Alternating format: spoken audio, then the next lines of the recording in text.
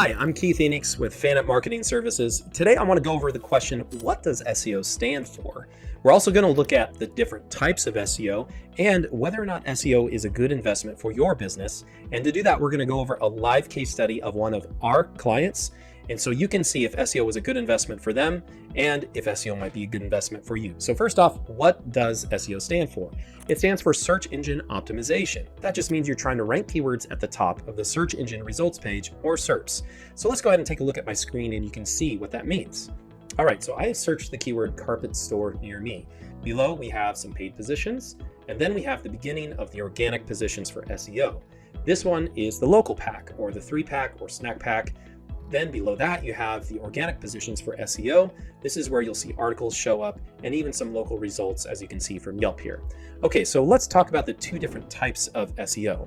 The main two types first are local SEO and then national SEO. Local SEO is what you would need if you're a local service company. So if you serve clients in about a 10 to 20 mile radius, you need a local SEO expert for your business.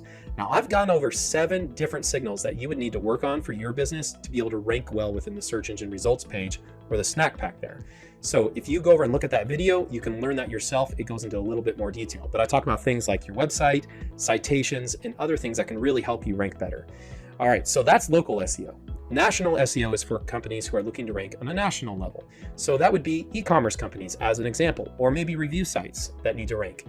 Lots of different companies that need to rank on a national level, which means that that tends to be a very competitive place to do SEO. National SEO can be very tough, which is why you need a really good SEO with a really good frame and understanding of how to do SEO. They should be able to simply explain to you what it means.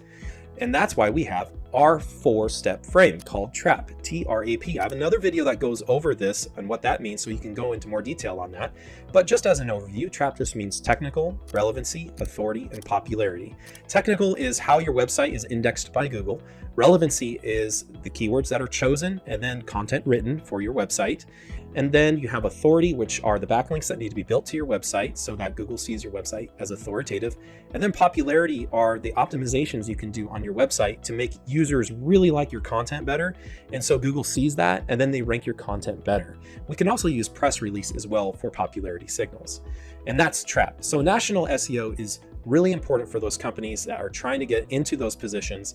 Sometimes you can be a little bit more niche company that has less competition, like some of our manufacturing clients. It's a little easier to get national rankings versus some of our very difficult clients who are not niche. It can be very, very difficult to get those high rankings. All right, so let's also talk about content, because you hear all the time people say content is king. Well, I'd like to say it's not content, it's actually the buyer. The buyer is king and content is queen. And together they rule the search engine results page. And the reason why I say that is because a lot of SEOs don't do a really good job for clients because they don't do the proper keyword research, because they actually don't understand who the target persona is. They just go right into ranking keywords and they do a poor job of understanding what type of content they need to make to answer their questions. So if you were to think with me for a moment of a funnel, and in that funnel you have the buyer's journey. It's called browse, compare, and then buy at the very bottom. In the browsing phase, we're going to need to use content that answers people's questions that are pretty high up in the funnel. For instance, if I was interested in maybe reducing fine lines and wrinkles on my skin, I might look at a product like collagen.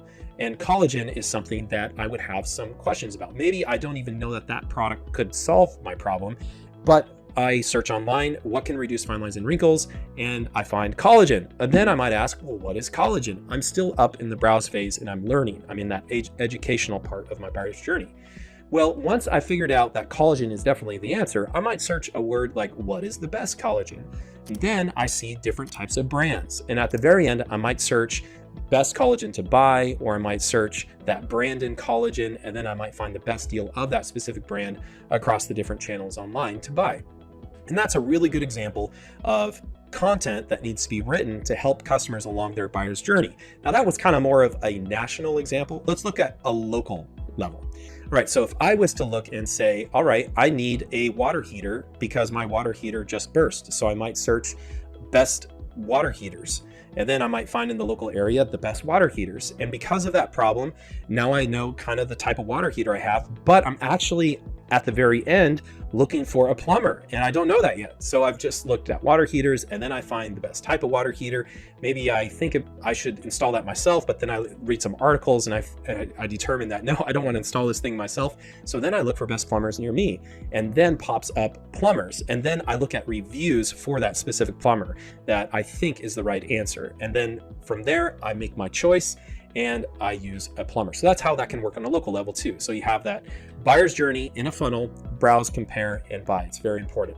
All right, so that's kind of how SEO works in a nutshell. That's the definition. That's also the different types. The last thing I want to go over with you is this a good investment for your business? So let's take a look at a quick case study. I've got a client here that over the last 30 days, they've been doing SEO, and this is the results over the last 30 days for them. They've got 2,665 new users that have visited their website. Out of that, they've gotten 286 conversions. This is phone calls and also form conversions. Now, they've been doing SEO for some time, which is great, and they've been able to snowball the results way better than if they were to go out and buy these leads for themselves. A typical lead for a carpet store would be about $45. So if we were to just go to our sheet here, we can see, do some math. Those 286 leads times 45 would have equaled about $12,870.